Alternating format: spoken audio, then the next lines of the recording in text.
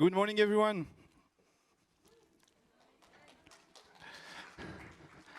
Let me scan a bit the audience. How many people do we have? Okay, I see some 40% skeptical faces. 50% interested. Okay, that's good. Well, let's start then. As you can see, we are here today to speak about the added value that these kind of gadgets, but others can bring to your organization.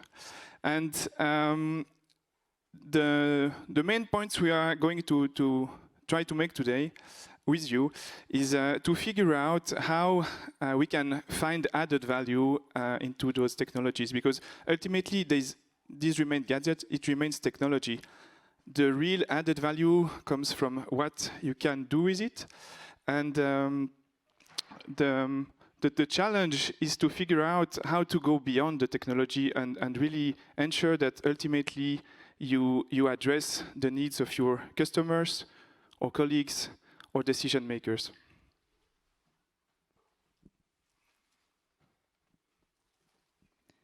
Good morning, my name is Sophie. And before we deep dive into the fancy gadgets that Thomas was already talking about, I want you to stand still for a moment and think about the thing that's in your pocket, the smartphone. It has been here for over a decade already, and it has brought us great user experiences. Many companies have disrupted the market. I'm just thinking top of my head, Netflix, Spotify, Amazon. They really disrupted the markets that we know today. And I think nobody of us can perhaps even remember how our lives looked like before all these innovations. And companies and governments have, especially after the COVID pandemic, really shifted their way of bringing their products and their services to our fingertips, basically. So new innovations really are around the corner. Technologies like Internet of Things, cryptocurrency, Bitcoin, all of these buzzwords that we hear, we get introduced to them every single day, and we're getting used to them every single day. These new technologies are introducing us to immersive experiences with extended reality. But what does immersive experiences now really mean? It means that we as people can transcend beyond our senses, like our sight, our hearing, and the space that we are, we can step out of that and we can step into another world, a virtual world, where it's really immersing in what somebody else has created virtually. And it really makes us feel, when we're inside that other world, like anything is possible. Augmented reality, mixed reality, virtual reality, they're not new things. They have been part of our past in the gaming industry. They're part of our present with many use cases, some of them very successful, very valuable. Others, they're perhaps not that useful for us as end users, but it's definitely part of our future. It's part of your future, our future.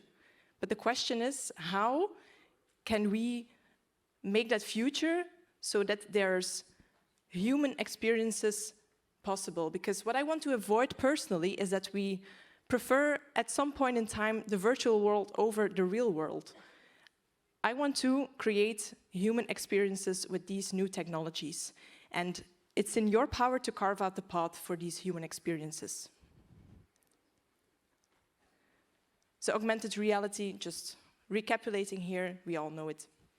It's really adding a digital overlay on the real world, where mixed reality, or virtual reality, sorry, lets you experience what's into another world without making sense of what is happening right now. And mixed reality is combining the two, where you have digital objects in the real world where you can interact with. So we combine it, of course, with XR, extended reality. And I think this is quite famous, a famous graph from Gartner that shows you how emerging technologies go through time. So AR, for me, it's already past the slope of enlightenment, and we're in the plateau of productivity. Because when I was studying at university, I used AR, for instance, as a digital overlay of a document that we created for a group work. So it's already a couple of years ago, and I think there are a lot of different use cases that are now being in the plateau of productivity that are valuable for us. And for me personally, mixed reality and virtual reality, I think because it's so hyped, we still need to see the real useful use cases that can bring that value to the end users and to businesses. And when we talk about adoption, we usually think of consumer adoption. And whilst it's very interesting to know that 59% of consumers are really excited about transitioning their everyday activities to the metaverse, it's even more interesting if we think about the business adoption. So looking at the numbers, you see that a lot of companies are ready to invest big time, but it's more interesting to see that 95% of the business leaders expect that there will be a positive impact in their industry in the next 5 to 10 years, which is quite incredible, I think. So indeed, in theory, the possibilities that are offered by AR, VR and MR seem really promising. Just to take a look at a few use cases. So telepresence, remote collaboration, this is typically what Meta and Microsoft have bet on. They believe that the future of interaction, business meetings, for instance, will happen in a virtual or hybrid world. Task guidance and visualization. The HoloLens I was just wearing before is a perfect example to show any technician how to intervene on a complex machinery with a heads-up guidance that allow him to keep his hands free in order to use them both.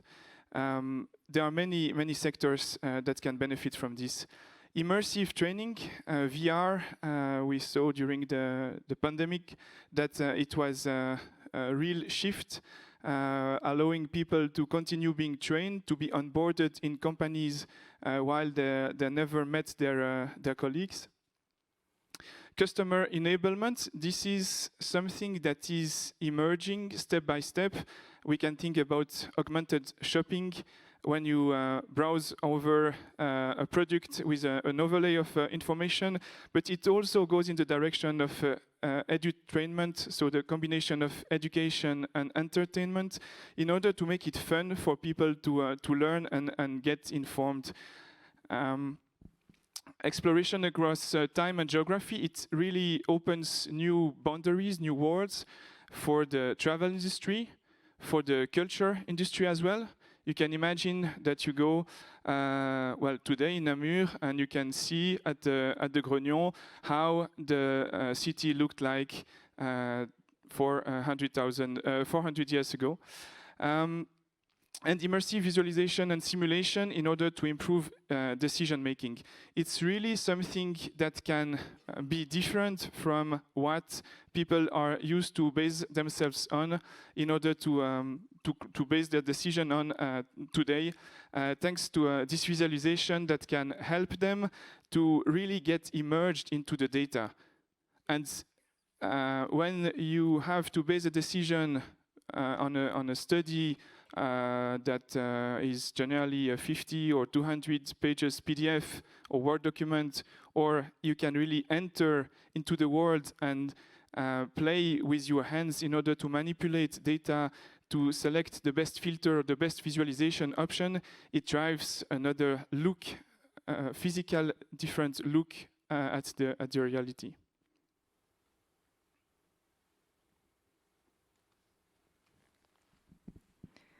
So Thomas has talked about the theory, but now how does it look in practice? I think that will be the most interesting part of this entire presentation. How does it look like in practice for augmented reality? I'm not going to go over this slide again, I promise. I'm just going to highlight the key examples that we're going to show you today for augmented reality, which is open data geomapping, travel and hospitality, and safety and compliance. And I'll jump right in with the first one. How to raise awareness for smart mobility options and generate online traffic. What if people could visualize something invisible, like pollution? That's exactly one of the proof of concepts that we built for one of our smart mobility applications. And it's a way of driving people, of familiarizing people with what's now actually the problem behind introducing smart mobility. There's a reason why we want to move people towards smarter mobility solutions. And making people realize of the key problem behind it, being pollution, we thought this proof of concept was a perfect example to showcase people and to visualize something in reality. So what we built was an augmented reality application where you can really see the air particles, the pollution particles in the air when you're scanning through the sky.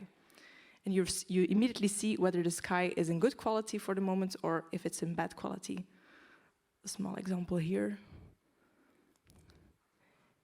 And for us, the key benefits were really like what potential it might have for social media traction, getting people interested, getting people on your future website or a future application. It's very useful because it's based on real-time open data, and more specifically, it was built between 60 man days. So I think that's quite interesting to see how fast you can get something so innovative to work. Second example. How to inform visitors in a pleasant and efficient way. So how can we help people find their way in the state-of-the-art library in Qatar?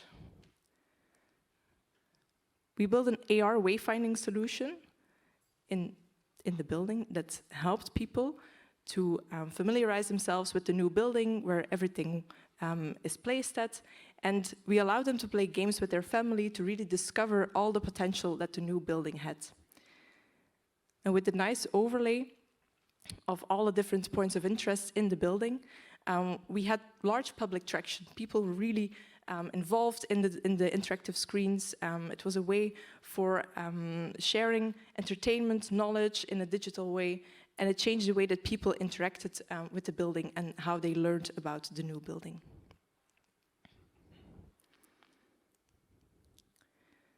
How can we save money and time by digitizing trainings for rail workers?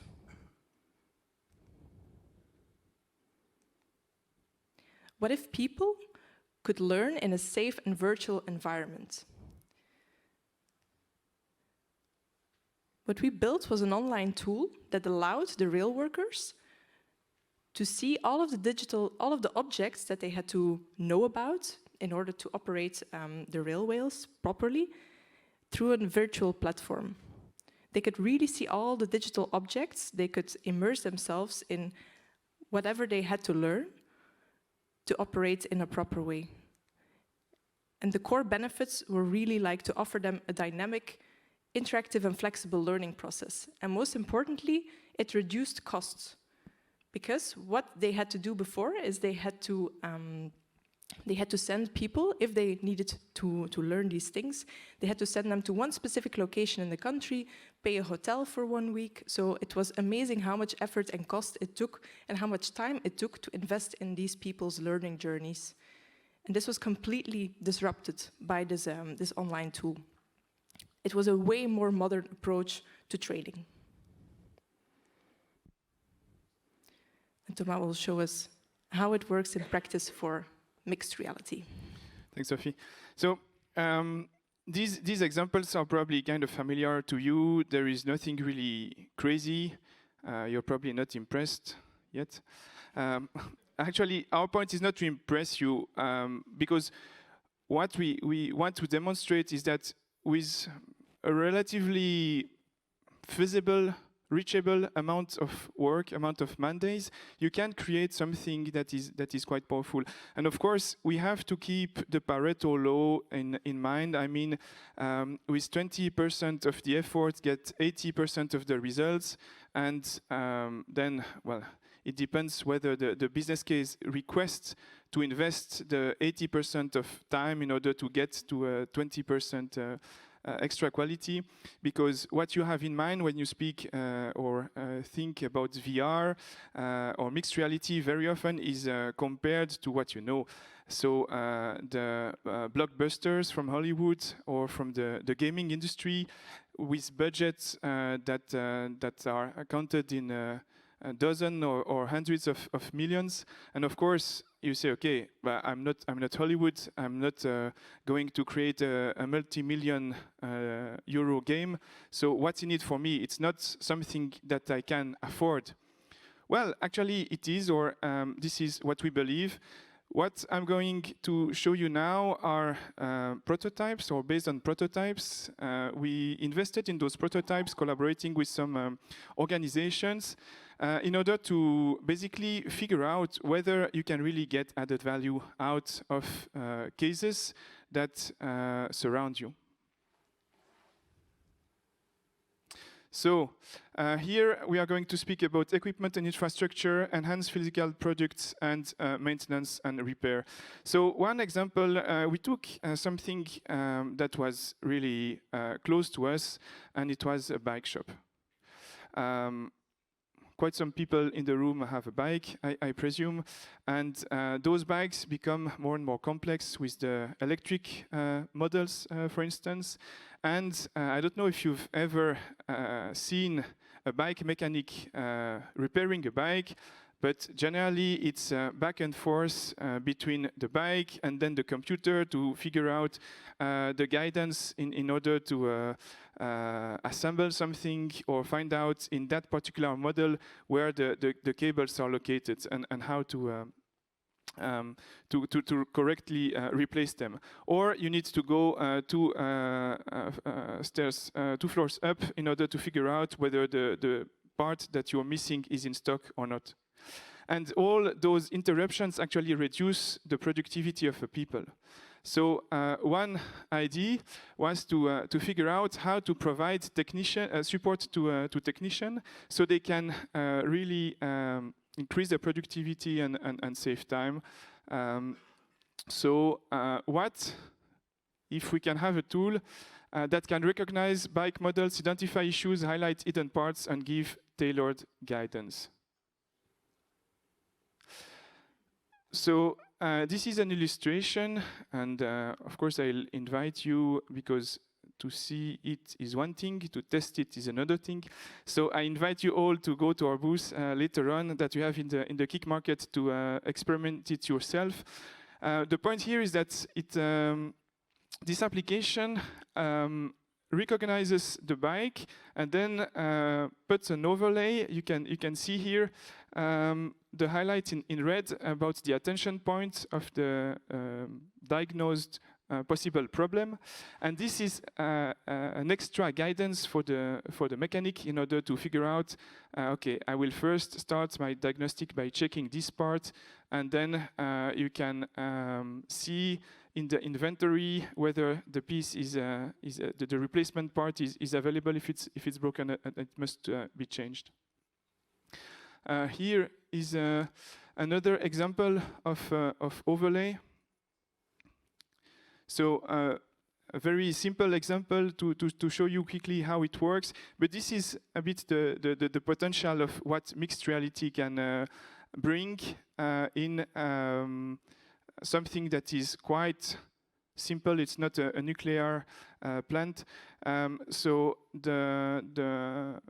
I would say benefits, or the added value that was found here was really this hands-free guide, because you can imagine the mechanic has dirty hands. He needs to like clean his hands every time he goes to the computer and check. He loses time every time. So here he can basically keep the guidance at site and then see whatever is necessary at this stage. It can be open a PDF, it can be open a video, it can be like here the overlay. Also the object and barcode recognition. You can imagine when you have all the boxes with the new bikes that come to your shop. With the headset, you can just look at the barcode, and then you have the picture of the bike that is directly in front of your eyes, so you know, okay, this is the one I'm looking for, and you don't need to unbox all the 20 boxes you just received in order to start your work. And access to live data, because of course this can be linked to your CRM. It can be linked to your ERP or any other software in order to actually place an order, for instance, if you want to purchase a part. Another example with our bike reseller is that very often when you sell stuff like bikes, you need to have many models in your inventory. Because in terms of colors, in terms of model, accessories, there are many variations, and getting those models in your inventory is actually very expensive. And in terms of cash flow, is not ideal, because imagine you need to purchase 30 bikes that cost 5,000 euro each. You will have to pay those costs, and you don't know when you are going to get the money. So then the question was, okay, is it possible to only have like one bike and then add a virtual layer over it, so I don't need to purchase the 29 other variation? So how can we show product variation without have them physically in stock? So basically here as well, you can then use this model and the fact that mixed reality offers an overlay in reality to actually figure out whether it fits in terms of the size, the height, and then the various models. Here as well, you can test it on our booth. It will be much more clear and impactful. So it represented about 20 man days. So of course, it remains a prototype. Let's imagine what you can do with 200 man days. But clearly with 20 man days, we managed to get variations in terms of shapes, colors, various frames. And given that it's a one-to-one scale, it can really map the virtual component over the physical ones. Another example in terms of data visualization, that's in the context of telephony and the coverage of the municipalities in some areas that are a bit more rural, how to actually figure out where we have white zones that are not connected. Because it's great to speak about 5G, innovation, and so on, but in Belgium today there are still areas, houses, towns that are not connected to 3G. So how to get them on the network, so to say. You have discussions with the operators, and then it's a matter of return on investment. So basically, the question here was how to improve decisions in regards to where to locate the next antennas and what are the impact, how many people will they cover. So an example here about the municipality of Serfontaine, and you can see a heat map that shows basically the white areas, the areas that are not covered by any of the telephony operators. And then the idea with that is that you can actually go further and not only have an idea of where are the white areas, but also actually where to put the next antennas by simulating the impact on the coverage of those antennas. And you can really see that the 3D helps you with the relief to figure out where is the best location to put this antenna. You can then zoom in, send people on the site in order to have I would say confirmation of what you prepare, but the idea is really to save time and really allow in one meeting to figure out what are the main areas to intervene on. So immersive representation of data that allow to identify the possible issues thanks to this 3D representation. Enhance collaboration as well, because you can combine multiple headsets in order to have to share the same view on data. That was about mixed reality. Now about virtual reality. So there are lots of theories, beliefs, dreams, hopes on the metaverse. That is another name, so to say, for the virtual reality. And the few examples that we are going to to showcase are related to equipment and infrastructure, immersive marketing, and edutainment. So that's an example or a testimonial we got from a farmer that actually produces carrots, who says that it's a bit a pity because he's never in touch with the people that actually eat his carrots, and he cannot tell the story of those carrots. So at the age of virtual world, wouldn't it be an idea to actually bring them closer? If we extrapolate this, what is the future of shopping? You can consider that the metaverse is actually a virtual mirror of the reality that simulates it, and this is basically what Walmart, so the US supermarket chain, how they envision this metaverse or the future of shopping. So basically, it's a virtual representation of an actual supermarket. What's the point? I mean, will it be more efficient to virtually walk in a virtual supermarket and like put stuff in your basket rather than current online shopping? Probably not. So what's the point of representing this just as a mirror of the reality? What's the added value behind that? Okay, maybe they just made that for marketing reasons, so they get featured on the press. But we believe that we can go actually further, and we believe that the opportunities offered by this virtual space could be really grasped in another way. So we built a kind of vegetable and fruit garden, so like a little farm, a virtual farm, where you can see actually your carrot field.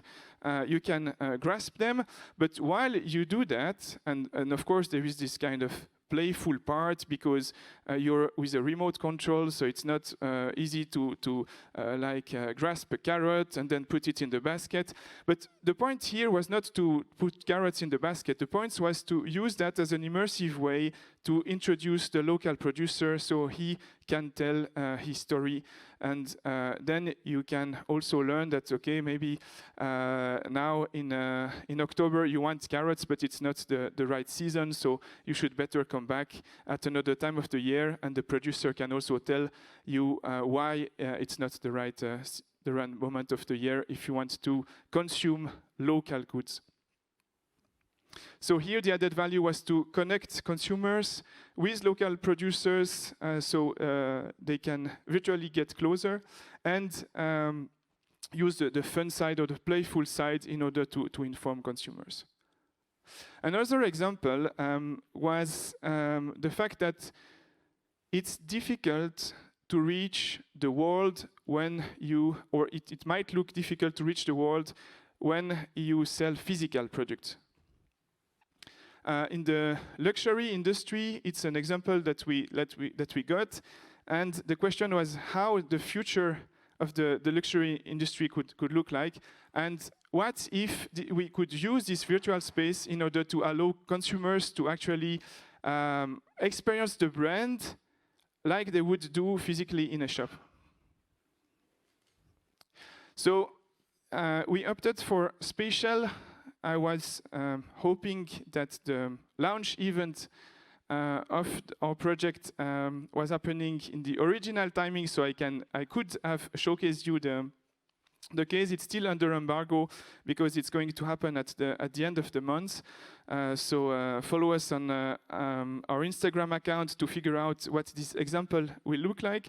But basically the point was to use the metaverse in order to recreate a space where the brand can express its values, and users can get engaged in this immersive environment to discover the products in 3 dimensions, so they can purchase them, and this without having to go to the shop, because for luxury brands it's very expensive to actually open shops everywhere. So in terms of added value, their potential sales increase thanks to the extra target audience reach, and also you can create spaces with token gate access, so only the community of your consumers can access this virtual space. It can help developing the feeling of belonging and bringing your community closer, while they remain located in Dubai, Singapore, Washington, and some other places. So, as mentioned, we put all the time the mandates that we use for these prototypes. The goal was to demonstrate that in a few days you can actually manage to create a concept, but there are some key conclusions or some key questions, like what customers' needs are you solving? We believe that it should remain your main focus, your main obsession.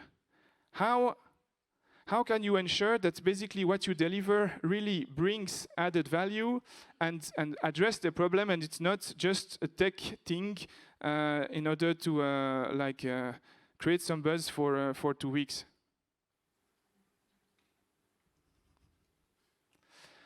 The second point is there are really 2 expensive parts when you create experiences in the augmented, virtual, or mixed reality.